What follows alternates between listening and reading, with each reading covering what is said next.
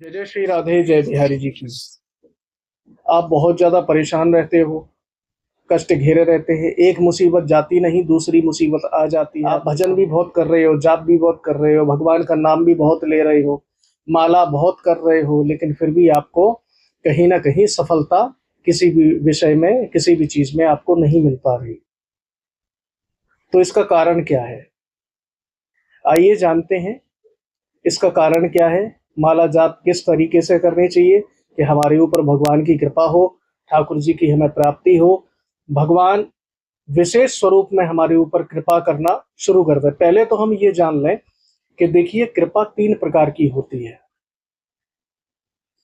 पहली होती है कृपा, दूसरी होती है विशेष कृपा, और तीसरी होती है अति कृपा।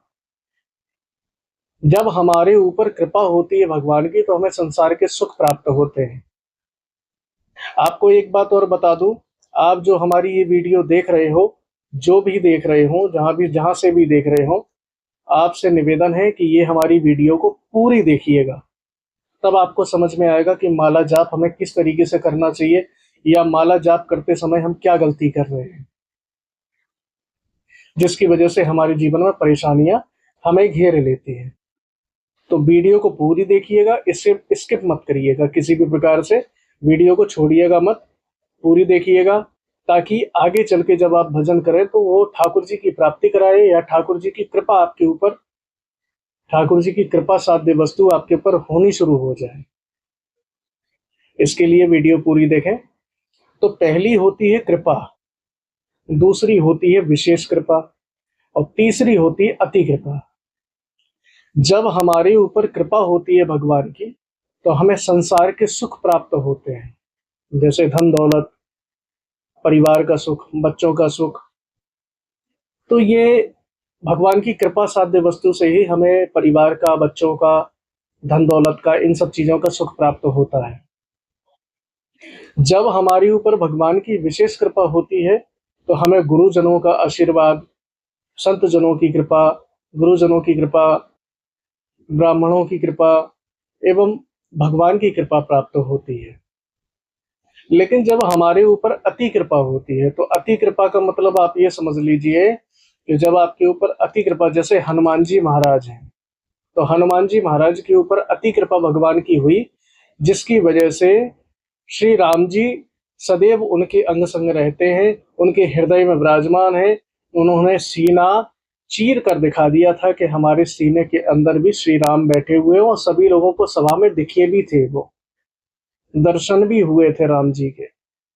क्यों हुए थे? क्योंकि उनके ऊपर अति कृपा है, अति कृपा भगवान की।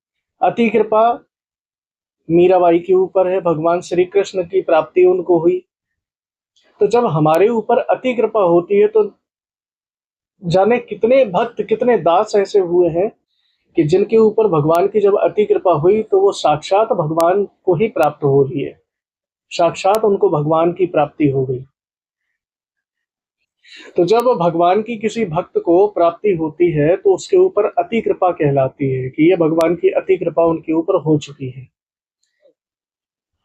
आप माला जाप करते हो, भजन करते हो, कई लोगों का प्रश्न रहता है, हमसे पूछते हैं, बोले महाराज जी हम भजन बहुत करते हैं, लेकिन कहीं ना कहीं हमारे जीवन में परेशानियां बहुत रहती है, हम एक मुसीबत हमारे दर से जाती नहीं, दूसरी मुसीबत सामने खड़ी रहती है, दूसरी मुसीबत का हमें फेस करना पड़ता है। हम नाम जाप भी बहुत करते हैं, माला भी बहुत फेरते हैं, लेकिन फिर भी हमें कोई फायदा नहीं मिलता। तो माला जाप का जो तरीका होता है ना, वो अधिकतर लोगों का गलत होता है।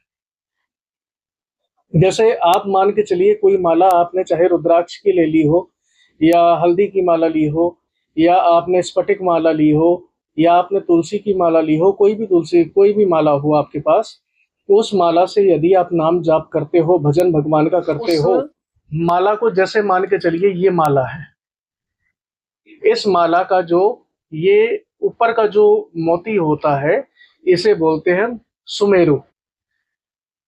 ये बाकी जो माला माला के जो बाकी मोती होते हैं, ये संत भक्त दास है। लेकिन जो ये सुमेरु होता है ना ऊपर का,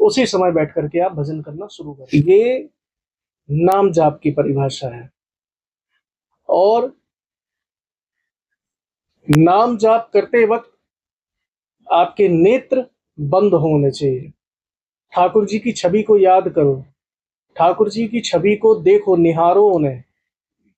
आप राम जी के दास हो तो राम जी को निहारो, राधा जी के दास हो तो श्री राधा रानी को निहारो, बिहारी जी के दास हो तो बिहारी जी को निहारो। अंदर नेत्र बंद करके अपनी श्री जी बिहारी जी के दर्शन करो। दर्शन करते समय भजन करो। आप देखना, 1 हफ्ते करके देख लो, 1 हफ्ते के बाद आपकी पोजीशन अपने आप ही चेंज लेनी शुरू हो जाएगी। आपके ऊपर ऐसी कृपा होनी शुरू हो जाएगी कि शायद आपने जीवन में ऐसी कृपा देखी नहीं होगी, ना उसका अनुभव किया होगा। ये अनुभव आपको तभी प्राप्त होगा जब आप इस तरीके से भजन करना शुरू कर देंगे। चलिए अब चलते हैं।